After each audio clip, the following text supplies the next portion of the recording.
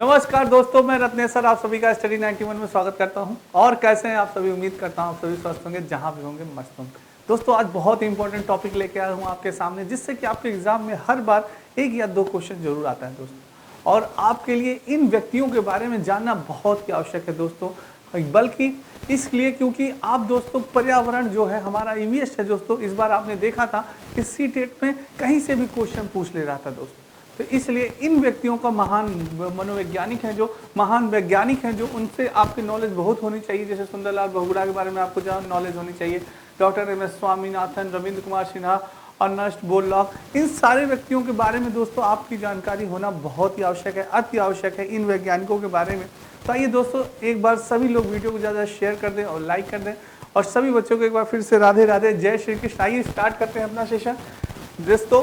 ये आपके स्टडी 91 में कुछ बैचेस स्टार्ट हो चुके हैं। हिंदी का UP TET, super TET, UP police constable का आप सभी बैच ज्वाइन कर सकते हैं, नंबर दिया गया है। सबसे बात करते हैं महान आत्मा रविंद्र कुमार सिन्हा जी के। ये निवासी कहाँ के थे? तो दोस्तों मैं आपको बताना चाहूँगा, ये रविंद्र कुमार सिन्हा जी निवासी थे हमारे बिहार के। कहाँ के थे? बिहार के थे दोस्तों, ठीक है। श्री सिन्हा को डॉल्फिन के संरक्षण एवं सर्वे पर किए गए अथक प्रयास के चलते डॉल्फिन मैन ऑफ इंडिया कहा जाता है। क्या कहा जाता है? Dolphin man of India. Dolphin man of India कहा जाता है दोस्तों। इन्होंने, आप सभी जानते हैं कि जो हमारा राष्ट्रीय जलीय जीव है वो डॉल्फिन माना गया उत्तर प्रदेश का। तो दोस्तों जो राष्ट्रीय जल जीव डॉल्फिन है, जो दोस्तों जो हमारा स्तनधारी मछली है, इन्होंने दोस्तों उसमें इनका बहुत योगदान रहा, उसके संरक्षण में, उसको बचाव में इन्होंने बहुत ही योगदान दिया, कि जो कि बहुत ही सीधा जानवर होता है, बहुत ही सीधा वो होता है और बहुत बुद्धिमान होता है। तो इसका हमें संरक्षण करना चाहिए, क्योंकि नहीं अगर हम इसका संरक्षण करेंगे तो धीरे धीरे इसकी प्रजाति क्या होगी? विलुप्त हो जाएगी, जो कि बहुत ही आवश्यक है। तो ये रविंद्र कुमार सिन्हा बिहार के सिन्हा के डॉल्फिन संरक्षण एवं सर्वे में किए गए अथक प्रयास के चलते इन्हें क्या कहा जाता था? डॉल्फिन मैन ऑफ इंडिया कहा जाता था, की संज्ञा से अभिहित किया जाता है। उनके अनुसार राष्ट्रीय जलजीव डॉल्फिन स्तनधारी मछलियों की सर्वाधिक संख्या बिहार में पाई जाती है। इनके अनुसार जो डॉल्फिन है दोस्तों, सर्वाधिक संख्या कहाँ पाई जाती है? बिहार में पाई जाती है। आपसे क्वेश्चन बन सकता है कि बताइए डॉल्फिन मैन ऑफ इंडिया किसे कहा जाता है? आपका एक क्वेश्चन तैयार हो गया है दोस्तों। तो वो कौन है? रविंद्र कुमार सिन्हा, जो कि बिहार के निवासी थे, महान आत्मा है, इनको देख लीजिए। आइए अब बात करते हैं डॉक्टर नॉर्मन अर्नेस्ट बोरलॉग की। दोस्तों इस महान आत्मा के बारे में आप कौन नहीं जानता होगा?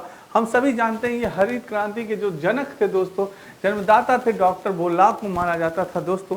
तो डॉक्टर बोरलॉग ने दोस्तों हरित क्रांति में बहुत ही महत्वपूर्ण योगदान दिया, जिससे हमारे गेहूं और चावल में दोस्तों क्रांति आई। तो दोस्तों डॉक्टर बोरलॉग की श्रेणी पूरे विश्व में है। 84 वर्ष के यह महान कृषि वैज्ञानिक नॉर्वे मूल के हैं, जो कि अब अमेरिका का एक नागरिक है दोस्तों नागरिक हैं। 1950 में इन्होंने गेहूं पर शोध प्रारंभ किया था। कब प्रारंभ किया था इन्होंने गेहूं पर शोध? 1950 ईस्वी में, 1950 में दोस्तों इन्होंने शोध प्रारंभ किया, गेहूं पर आरंभ किया। और 60 के दशक में इन्होंने सोनार 65 दोस्तों, सेनार यानी कि सोनार सिस्टम लर्मा रोहे नामक गेहूं की प्रजातियों की खोज की, जो कि बहुत ही उपयोगी थी दोस्तों हमारे किसान भाइयों के लिए। जो सोनार 65 था, बहुत उत्पादक था। तो प्रजातियों की खोज की। ये प्रजातियां सामान्य गेहूं से 3 गुनी उपज देती है। सोचिए, जो सामान्य गेहूं होता है दोस्तों, उससे 3 गुनी ज्यादा उपज देने वाली ये प्रजाति थी। कौन सी थी? सोनार 65। पढ़ लीजिए दोस्तों, सोनार 65 नोट कर लीजिए, एग्जाम में पूछा जा सकता है, बहुत इंपॉर्टेंट है सोनार 65। और लर्मा लोहे नामक गेहूं की प्रजातियों की खोज की। ये प्रजातियां सामान्य, इसका यह भागीरथ प्रयास विश्व से भुखमरी हटाने में काफी कारगर सिद्ध हुआ दोस्तों। और विश्व कल्याण में सतत निरंतर इस महाविश्व को 1970 में नोबेल शांति पुरस्कार से सम्मानित किया गया। इन महान आत्मा को 1970 ईस्वी में दोस्तों नोबेल शांति पुरस्कार से सम्मानित किया। इतना महान योगदान दिया था इन्होंने। गेहूं और चावल क्रांति बना दी थी दोस्तों, क्रांति ला दी थी। सोचिए 3 गुना अधिक ऐसे इन्होंने बीजों का दोस्तों आविष्कार किया था। ऐसे बीजों को दोस्तों इन्होंने वो किया था जिससे कि 3 गुना अधिक उपज देते थे। 3 गुना अधिक उपज होती थी, जिससे कि हमारे गेहूं अनाज की उत्पत्ति बहुत ज़्यादा होने लगी, जिससे हमारे किसान भाइयों को और लोगों को दोस्तों बहुत ही मात्रा में गेहूं मिलने लगा। ये चीज़ें दोस्तों बहुत ही, कृषि में इनका बहुत ही महत्वपूर्ण योगदान था। अब बात करते हैं डॉक्टर सलीम अली की दोस्तों। डॉक्टर सलीम अली को बर्ड मैन कभी कहा जाता था। क्या कहा जाता था? इन्हें बर्ड मैन कहा जाता था। अभी आपने दोस्तों एक मूवी देखी होगी जो आई थी, आपने देखी होगी ना, रोबोट 2.0 रोबोट जो देखी थी, बर्डमैन, वो इनकी ही कहानी थी दोस्तों। बर्डमैन में इन्हीं की कहानी से संबंधित जोड़ा गया था, क्योंकि ये दोस्तों पक्षियों का अध्ययन इन्होंने कहा कि ये पक्षी वैज्ञानिक जाना जाता था, इन्हें बर्डमैन, पक्षी मैन कहा जाता। बहुत ही ये पक्षियों से इनका लगाव था दोस्तों। आप प्रसिद्ध पक्षी विज्ञान विशेषज्ञ थे। इन्होंने पक्षियों का अध्ययन और परीक्षण करने में सदैव अपने को व्यस्त रखा। ये प्रायः पक्षियों के निवास स्थान, उनकी आदतों तथा उनके रहन सहन का अध्ययन करते तथा उन्हें निहारते, हमेशा देखते रहते थे। पक्षियों के बारे में ये महान आत्मा अध्ययन करता रहता था। उन्हीं में दोस्तों विलुप्त रहता था, जहाँ वो रहते थे उसके बारे में अध्ययन करता था। किस प्रकार से पक्षी बोलते हैं, किस प्रकार से पक्षी व्यवहार करते हैं और क्या पक्षी सोचते हैं, इन सभी चीज़ों के बारे में दोस्तों, कैसे वो अपना जीवन यापन करते हैं, इन सारी चीज़ों के बारे में दोस्तों ये महान आत्मा जो बर्डमैन कहे जाते थे आपके सलीम अली जी, ये हमेशा सोचते रहते थे और हमेशा अध्ययन करते रहते थे, खोज करते रहते थे। और इसी से इन्हें पक्षी प्रेक्षण कहा जाता था, यानी बर्डमैन इसे कहा जाता था। भारत सरकार ने जम्मू कश्मीर में उनके नाम से सलीम अली राष्ट्रीय उद्यान, सलीम अली राष्ट्रीय पुरस्कार तथा फेलोशिप प्रदान करती है दोस्तों।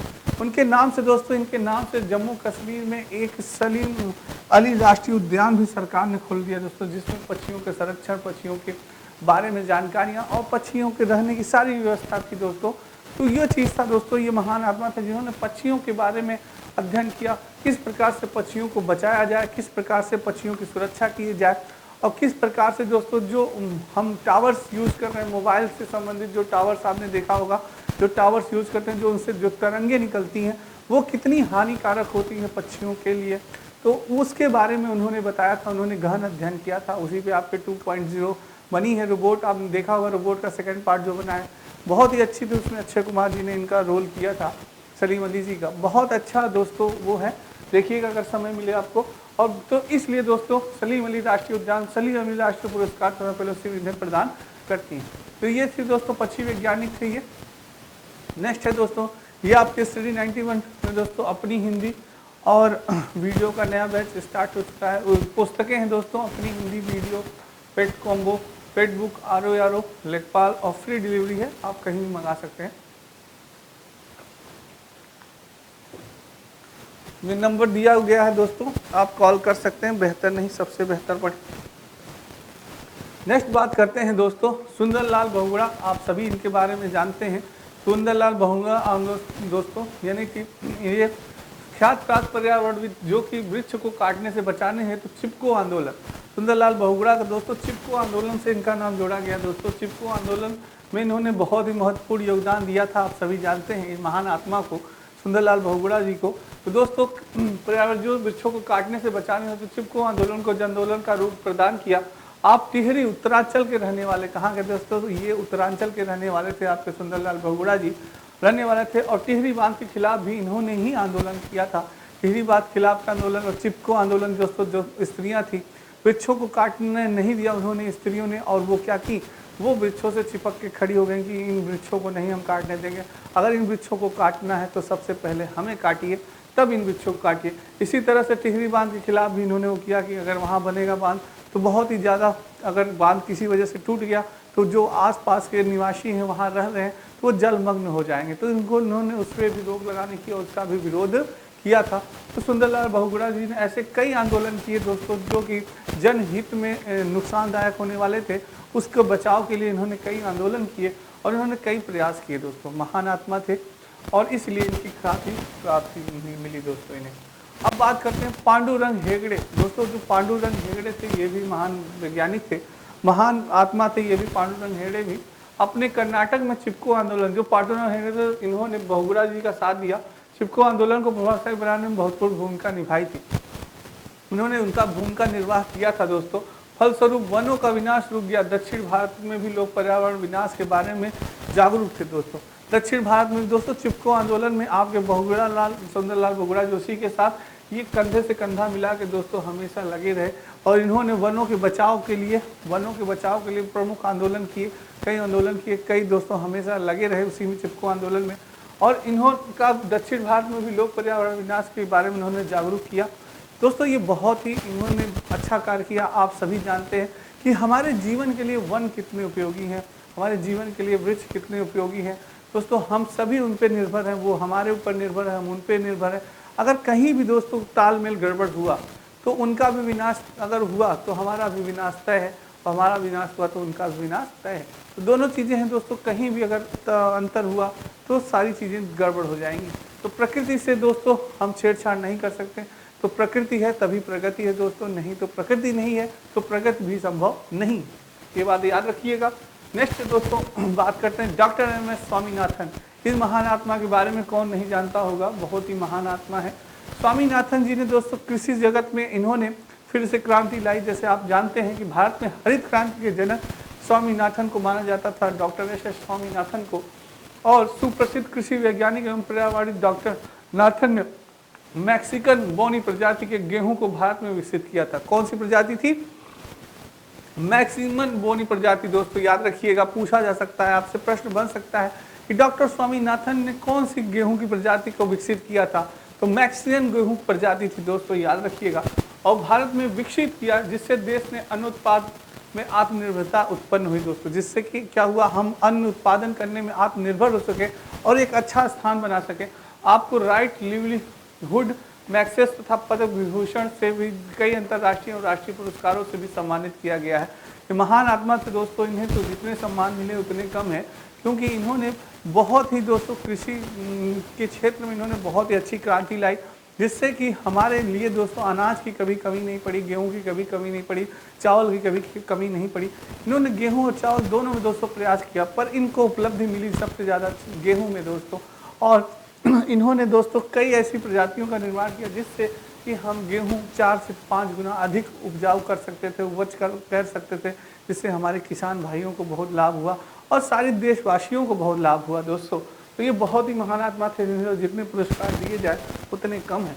ये दोस्तों आपके आर.ओ. समीक्षा अधिकारी सहायक समीक्षा complete course, daily video classes, chapter wise आप टेस्ट भी कर सकते हैं और ऑफलाइन डाउनलोड भी कर सकते हैं, मात्र 2499।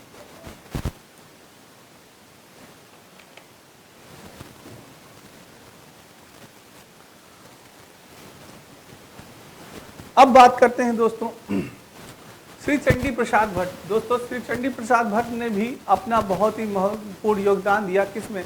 चिपको आंदोलन में दोस्तों। ये भी बहुत ही महत्वपूर्ण योगदान दिया था इन्होंने। श्री चंडी प्रसाद चिपको आंदोलन के प्रेरता थे दोस्तों। इन्होंने वर्ष 1964 में दशोली ग्राम स्वराज मंडल नामक संस्था की स्थापना की थी। कौन सी संस्था की स्थापना की थी? दसोली ग्राम स्वराज मंडल। पूछा जाएगा कि दसोली ग्राम स्वराज मंडल की स्थापना किसने की थी? आप कहेंगे अरे सर क्वेश्चन कहाँ से बना, किसने पूछा क्वेश्चन, कहाँ से आया ये क्वेश्चन? अरे तो भाई आपके नॉलेज में किताब से ही आया। जब चिपको आंदोलन आप पढ़ेंगे तो उसमें आपको पता चलेगा कि श्री चंडी प्रसाद भट्ट ने भी चिपको आंदोलन में बहुत ही महत्वपूर्ण योगदान दिया था और उन्हीं के द्वारा 1964 में दशोली ग्राम स्वराज मंडल नामक संस्था की स्थापना की गई थी। दोस्तों एग्जामिनर ऐसे ही क्वेश्चन पूछता है जो कि हम आप चर्चा में नहीं मालूम, हमें चीज़ें हमें नहीं पता, वही चीज़ें तो सारी चीज़ों की जानकारी रखना हमें अति आवश्यक है दोस्तों। इसीलिए ये वीडियो मैं आपके लिए लाया हूँ कि जिससे कि आप जानते रहें, कहीं से भी क्वेश्चन पूछे दोस्तों, पर आपको इस बार तैयार रहना है, हर तरह से तैयार रहना है दोस्तों। तो चिपको आंदोलन के सूत्रधार बनी। इन्होंने वृक्षों व वनों की रक्षा के लिए चिपको आंदोलन आरंभ किया था, जो आज पेड़ों की रक्षा करने के क्षेत्र में एक अग्रणी भूमिका निभा रहा है। वर्ष 1982 में इन्हें रेमन मैक्सेस पुरस्कार से सम्मानित किया गया। दोस्तों इन्हें क्या कौन सा पुरस्कार दिया गया था? 1982 ईस्वी में रेमन मैक्सेस पुरस्कार से इन्हें सम्मानित किया गया, क्योंकि इन्होंने चिपको आंदोलन में बहुत ही महत्वपूर्ण योगदान निभाई थी दोस्तों, आपसे श्री चंडी प्रसाद भट्ट ने। चलिए डॉक्टर सतीश कुमार शर्मा, दोस्तों ये भी महान आत्मा थे डॉक्टर सतीश कुमार शर्मा। इनके बारे में जानते हैं दोस्तों, राजस्थान में वन अधिकारी थे। क्या थे ये महान आत्मा? राजस्थान के थे, वहाँ पे दोस्तों ये वन अधिकारी थे। डॉक्टर शर्मा को इंदिरा गांधी नहर के राजस्थानी मरुस्थल के पक्षियों पर प्रभाव के अध्ययन हेतु 1952 को डॉक्टर सलीम अली फेलोशिप प्रदान किया गया था दोस्तों। तो इन्होंने भी दोस्तों पक्षियों का अध्ययन किया था। क्या किया था? पक्षियों पे अध्ययन किया था दोस्तों। आपसे क्वेश्चन बन सकता है कि डॉक्टर सतीश कुमार शर्मा किसके अध्ययन से संबंधित थे?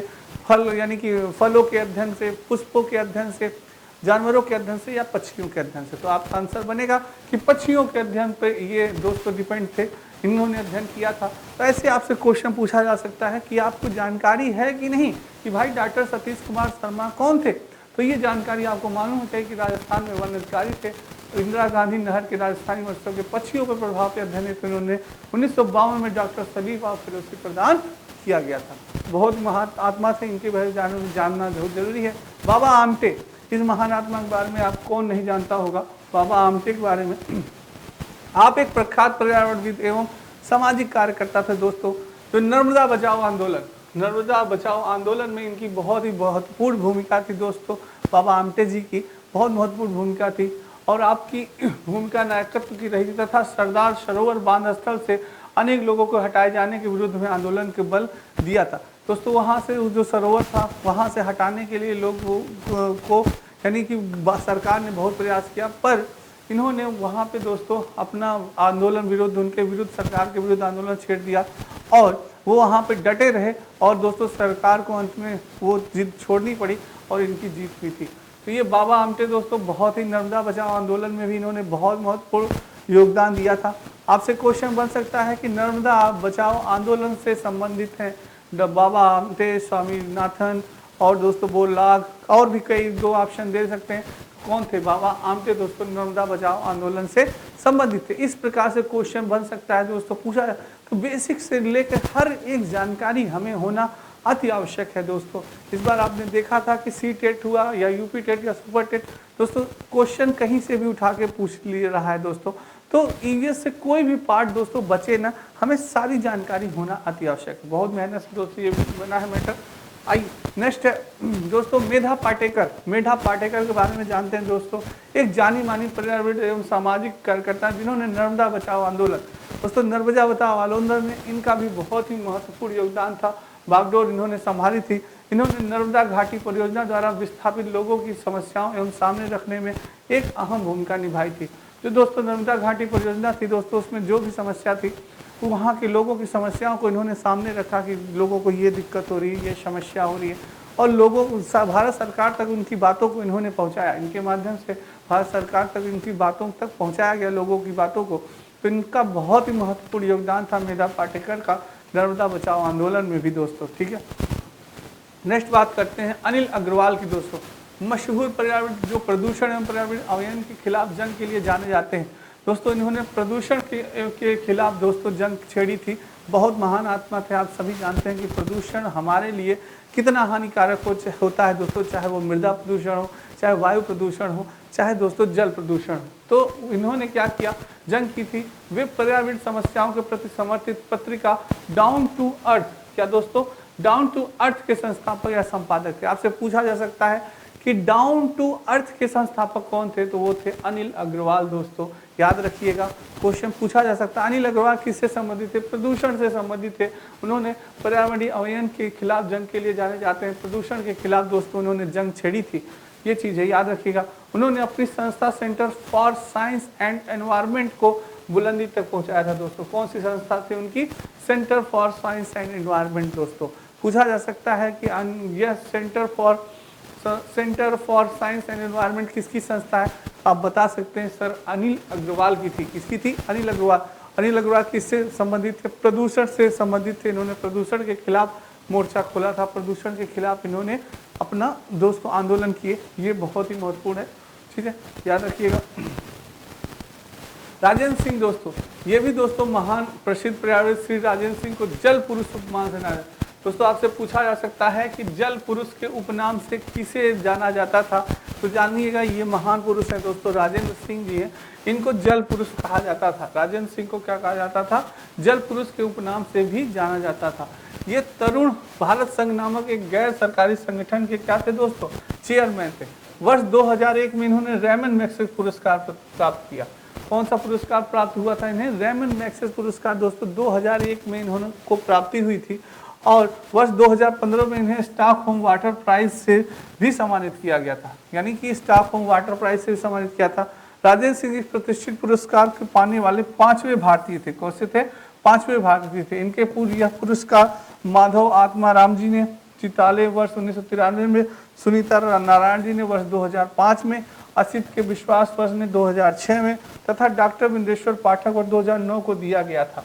दोस्तों इन्होंने जल से संबंधित कई दोस्तों इन्होंने जल प्रदूषण से बचाव के लिए कई आंदोलन किए और इन्होंने बहुत ही जल के प्रति दोस्तों इन्होंने बताया कि जल हमारे लिए कितना महत्वपूर्ण है, जल ही जीवन है और जल से दोस्तों कई सारी बीमारियां हो सकती हैं, जल से कई प्रदूषण हमारे लिए कितना हानिकारक है।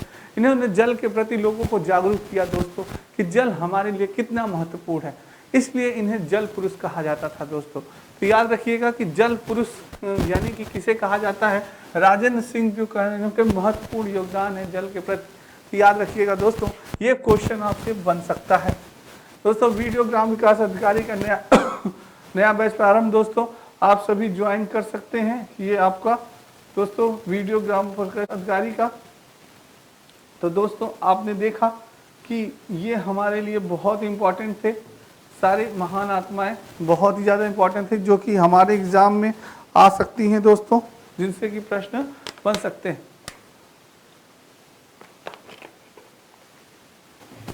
दोस्तों आपसे ये पूछा जा सकता है इसमें कि क्वेश्चन कैसे बन सकता है राजेंद्र सिंह जी से। क्वेश्चन ये बन सकता है कि जो राजेंद्र सिंह जी थे इन्हें कब किस सन में रेमन मैग्सेसे पुरस्कार से सम्मानित किया गया था। तो आप बता सकते हैं सर राजेंद्र सिंह को 2001 में दोस्तों रेमन मैग्सेसे पुरस्कार सम्मानित किया गया था। भारत संघ नामक एक गैर सरकारी संगठन के चेयरमैन थे दोस्तों, और कहाँ के थे, तरुण संघ। कौन से गैर सरकारी संगठन के ये चेयरमैन थे, तो तरुण भारत संघ दोस्तों। ये भी क्वेश्चन बन सकता है कि तरुण भारत संघ नामक एक गैर सरकारी संगठन के ये चेयरमैन माने जाते, ये चेयरमैन थे दोस्तों, ठीक है। और दोस्तों राजेंद्र सिंह को क्या कहा जाता है, जल पुरुष कहा जाता है। तो ये 2-3 क्वेश्चन इनसे बन सकते हैं जो कि बहुत ही इंपॉर्टेंट है, आपके एग्जाम में आ सकते हैं। और अगर देखा जाए दोस्तों तो आपके लिए बहुत मेधा पाटेकर दोस्तों भी बहुत ही महत्वपूर्ण टॉपिक है आपके लिए, महत्वपूर्ण, क्योंकि नर्मदा बचाओ आंदोलन आप सभी जानते हैं कि हमारे यूवीएस में नर्मदा बचाओ आंदोलन का कितना महत्वपूर्ण योगदान है और इससे कई बार प्रश्न पूछे गए हैं। तो नर्मदा बचाओ आंदोलन की बागडोर संभाली थी इन्होंने, मेधा पाटेकर ने, और वहाँ उससे पीड़ित लोगों की बात इन्होंने सरकार तक पहुंचाने का प्रयास किया, इसने मेधा पाटेकर जी ने। और दोस्तों बाबा आमटे भी दोस्तों नर्मदा बचाओ आंदोलन में भी इनका महत्वपूर्ण योगदान था। आपसे पूछा जा सकता है कि यानी कि नर्मदा बचाओ आंदोलन से कौन कौन संबंधित थे, तो आप जान सकते हैं कि बाबा आमटे थे और आपकी मेधा पाटेकर जी थी। और दोस्तों बात की जाए तो आपके नर्मदा बचाओ आंदोलन, तो ये सब दोस्तों थे। और श्री चंडी प्रसाद दोस्तों, चंडी प्रसाद जो थे वो चिपको आंदोलन से संबंधित थे। ये भी आप जानते हैं दोस्तों कि चिपको आंदोलन हमारे लिए कितना महत्वपूर्ण है, कि जो कि दोस्तों वर्ष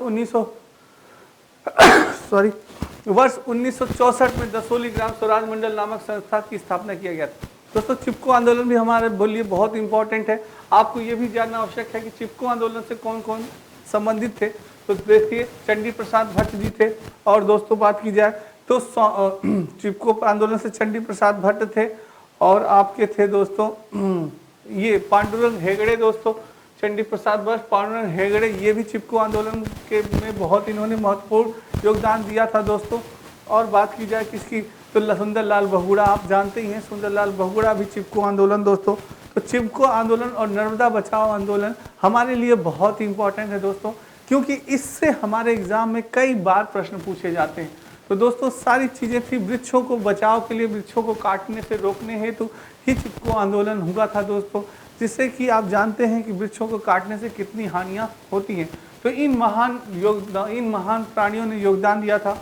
और बात की जाए दोस्तों तो आपके लिए सलीम अली भी दोस्तों बहुत इंपॉर्टेंट है, जो कि पक्षियों के बारे में इन्होंने अध्ययन किया, पक्षियों के बारे में अध्ययन किया था, और इन्हें बर्ड मैन भी कहा जाता था। क्या कहा जाता था, बर्ड मैन कहा जाता था दोस्तों, क्योंकि इन्होंने पक्षियों के बारे में, व्यवहार में पक्षी किस प्रकार से खाते हैं, पक्षी किस प्रकार से सोचते हैं, किस प्रकार से बोलते हैं, कब वो सोते हैं, कब वो जागते हैं, उनकी कितनी प्रजातियां होती हैं, विभिन्न प्रकार की प्रजातियां हैं, पक्षियों को किससे हानि होती है और किससे लाभ होता है, इन सारी चीज़ों के बारे में, पक्षियों के बारे में इन्होंने गहन अध्ययन किया था सलीम अली जी ने।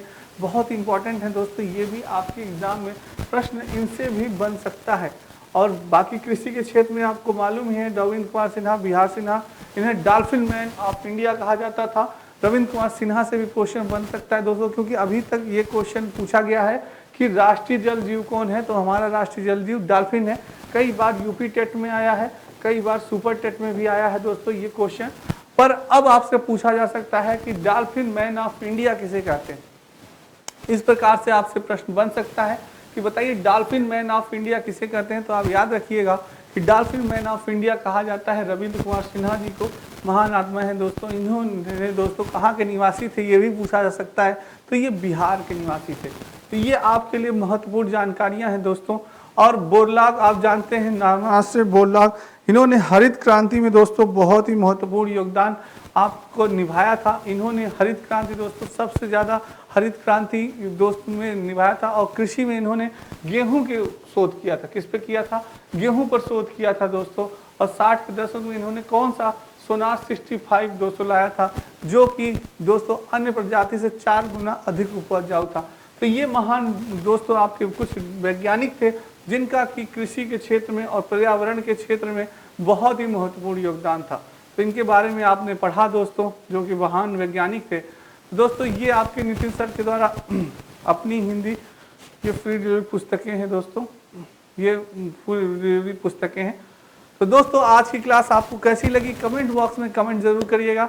ये बहुत इंपॉर्टेंट पॉइंट्स थे दोस्तों, इनको आज जरूर पढ़िएगा आप। अगर एक बार में समझ में नहीं आ रहा तो एक बार 2 बार अपनी सेल्फ नोट्स बनाते चलिएगा, क्योंकि सेल्फ नोट्स दोस्तों अंतिम समय में आप जब अपनी भाषा में लिखते हैं, रिवाइज करते हैं कौन सा व्यक्ति किससे संबंधित है, ये बहुत इंपॉर्टेंट है। तो आपको दोस्तों तुरंत दिमाग में आ जाता है अरे यार ये इनसे संबंधित है, अरे यार ये इनसे संबंधित, क्योंकि क्वेश्चन ऐसे ही बनते हैं दोस्तों।